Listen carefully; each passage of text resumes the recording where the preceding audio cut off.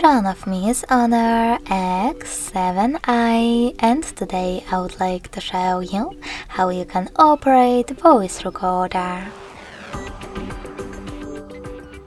You need to start by opening Tools folder, then selecting Recorder app.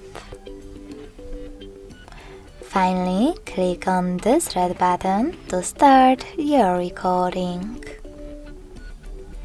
You can pause it or unpause it using the right one. In order to add a bookmark, click on the left one. And to save and end your recording, on the middle one again. As you can see, mine was successfully created. If you wish to play it, click on it. In order to rename it, you need to go back, hold it and select Rename section at the bottom.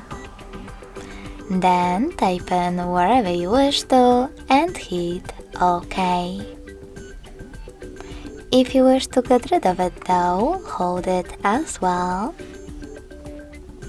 But this time select Delete at the bottom in the middle. Then confirm your choice in the pop-up. Thanks so much for watching. If you enjoyed this video, smash that like button, comment and subscribe. Bye!